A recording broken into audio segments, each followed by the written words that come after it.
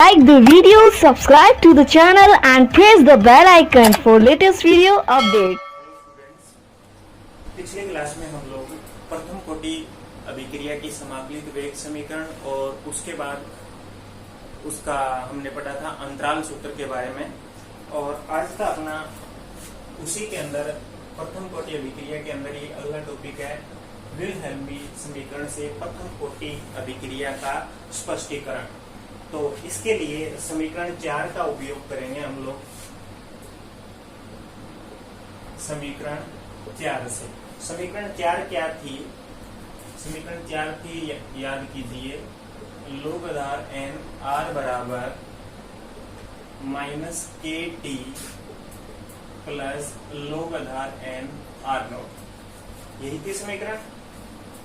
इस समीकरण को हम लोग ऐसे भी लिख सकते हैं, लोग आधार n r, इसको इधर ले आएंगे माइनस का हो जाएगा, माइनस लोग आधार n r नोट बराबर माइनस के टी। अब देखो, लोग a माइनस लोग b बराबर क्या होता है? फॉर्मूला लोग a अपॉन b। तो ये फॉर्मूला यहाँ पे अप्लाई करें तो ये क्या हो जाएगा? लोग आधार n r upon r note बराबर माइनस के टी।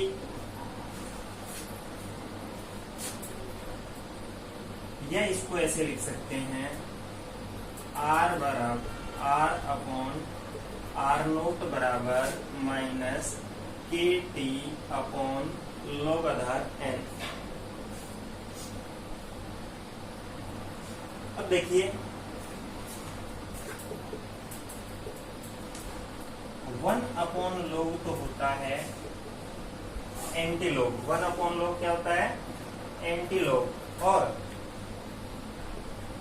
1 अपॉन लोग आधार n बराबर होता है एक्सपोनेंशियल। तो ये यही तो है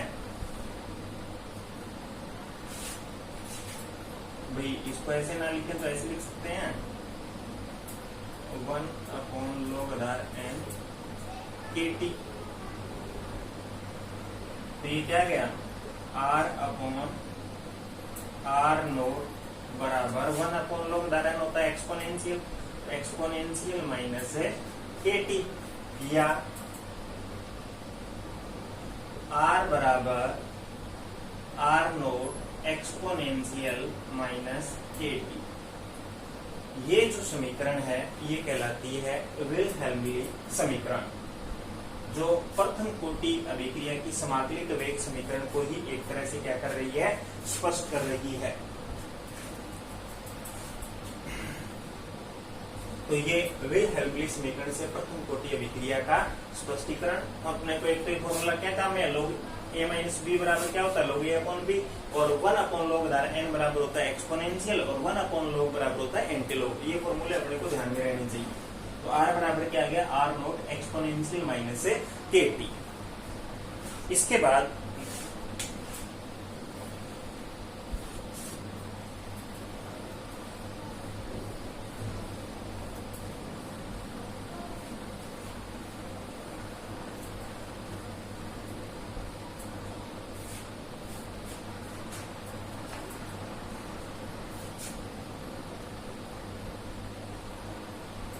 प्रथम कोटि अभिक्रिया का आलेखी निरूपण।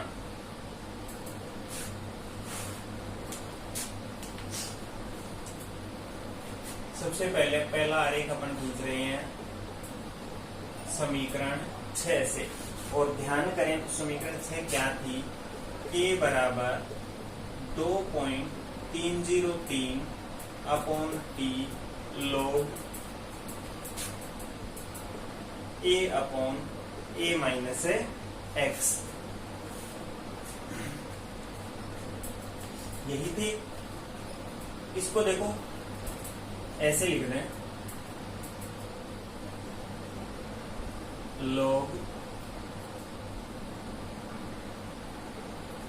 a upon a minus x बराबर के टी अपॉन 2.303।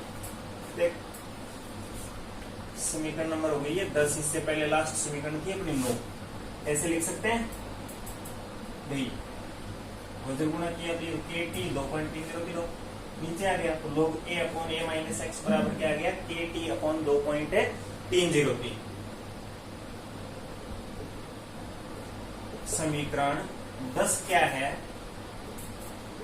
y बराबर mx प्रकार की सरल समीकरण के क्या है, समतुल्य है। और y बराबर mx प्रकार की जो सरल समीकरण होती है उसका आरेख मूल बिंदु से गुजरती हुई एक सरल रेखा आती है। तो देखें यहाँ पे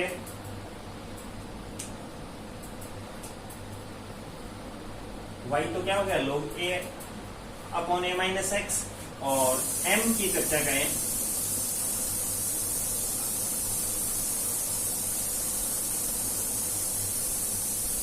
ये k हो गया m और t अपॉन 2.303 ये कौन हो गया, x।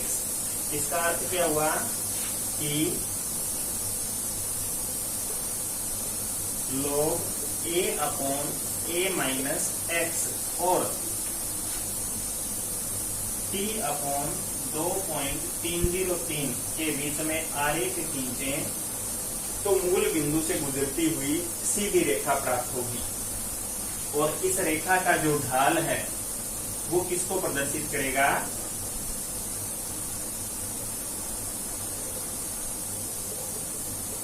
इस रेखा का ढाल k को प्रदर्शित करेगा।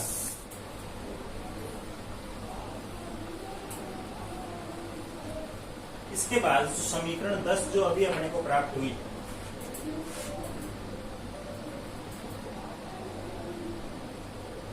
को निम्न प्रकार भी लिख सकते हैं। निम्न प्रकार कैसे, पहले समीकरण 10 अपने को पता होनी चाहिए क्या थी, log a upon a minus x बराबर के टी अपॉन 2.303 यही थी। अब देखो ये क्या, log a अपॉन b, और log a अपॉन b बराबर होता है a माइनस b, यानी इसको अपन लिख सकते हैं log a माइनस एक्स बराबर के टी अपॉन 2.303, या log a माइनस एक्स, इसको इधर ले गए, इसको इधर लेके आ रहे हैं, तो log a माइनस एक्स बराबर माइनस के T upon 2.303 plus log a। समीकरण नंबर 11। और समीकरण 11 क्या है, y बराबर माइनस एम एक्स प्लस सी सरल समीकरण के समतुल्य है। log a माइनस एक्स तो y को रिप्रेजेंट कर रहा है, माइनस m जो है वो माइनस a को, और x है t अपॉन 2.303 को, और c log a को। तो इसका अर्थ है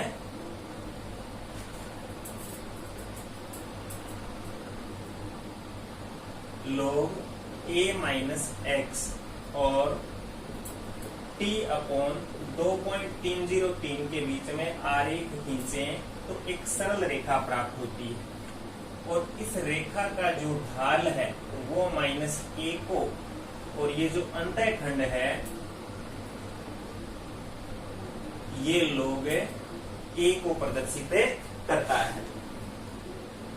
तो समीकरण 10 से इस तरह भी आरेख बना सकते हैं अपन, किस के बीच में, log a माइनस एक्स और t अपॉन 2.303 के बीच में।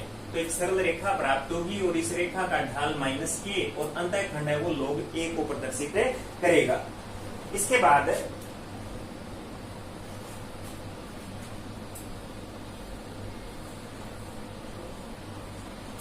अंतराल सूत्र जो है उससे भी हम लोग एक आरेख बना सकते हैं। अंतराल सूत्र क्या था, समीकरण 9 थी k बराबर 2.303 T2 minus T1 log R1 upon R2, यही थी।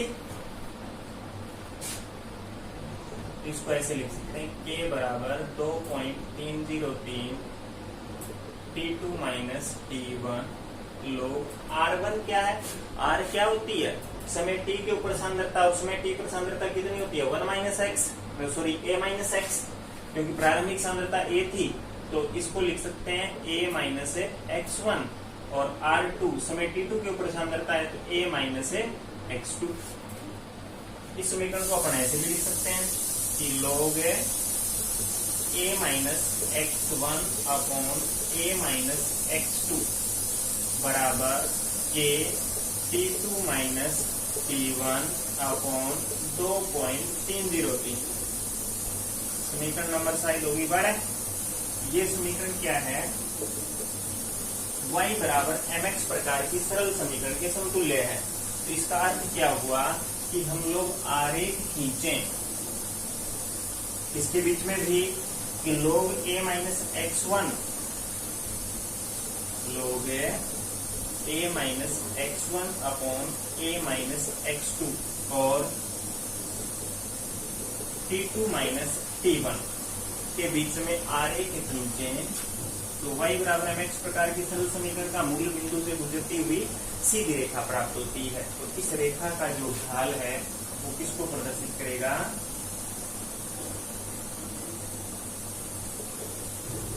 स्लोप है वो प्रदर्शित कर रहा है k अपॉन 2.303 को प्रदर्शित करेगा। तो ये प्रथम कोटि अभिक्रिया का आरेखीय निरूपण था। इसके बाद रेडियो एक्टिव तत्वों का विघटन।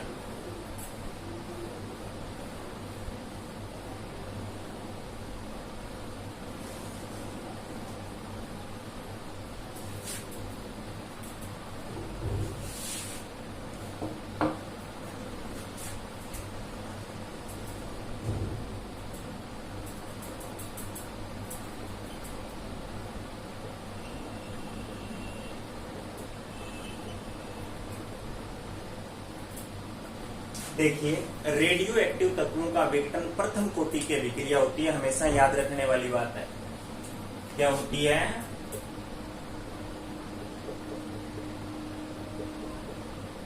रेडियो एक्टिव तत्वों का विघटन प्रथम कोटि की अभिक्रिया होती है। कौन सी अभिक्रिया होगी, प्रथम कोटि की अभिक्रिया। जैसे एक एग्जांपल लेते हैं, 88 रेडियम 226 है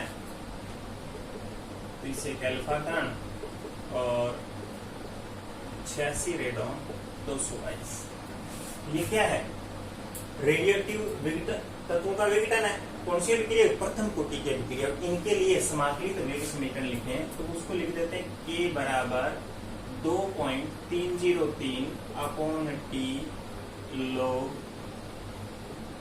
n naught upon n T, यानी r नोट अपॉन r की जगह n naught upon n T लिख देते हैं।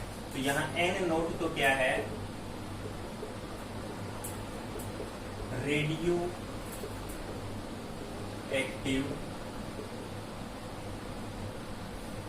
तत्व की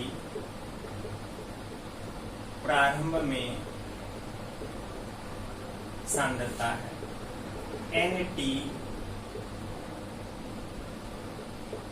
t समय पर रेडियो एक्टिव तत्व की क्या है, सांद्रता है, और k 6 अंक है। और किसी समय t के ऊपर, किसी समय t पर शेष बचे कणों की संख्या भी हम लोग निकाल सकते हैं। कैसे, Nt बराबर n नोट 1 अपॉन 2 की पावर x। इस फॉर्मूले से किसी समय t के ऊपर रेडियो एक्टिव तत्व कितना बचा हुआ है उसकी गणना हम लोग आसानी से कर लेते हैं। और x क्या होता है, x बराबर होता है समय, t अपॉन अर्ध आयु का, यानी t अपॉन t हाफ, वो क्या कहलाता है, x। तो रेडियो एक्टिव तत्व की किसी समय t पर शेष बचे पदार्थ की गणना इस समीकरण से हम लोग आसानी से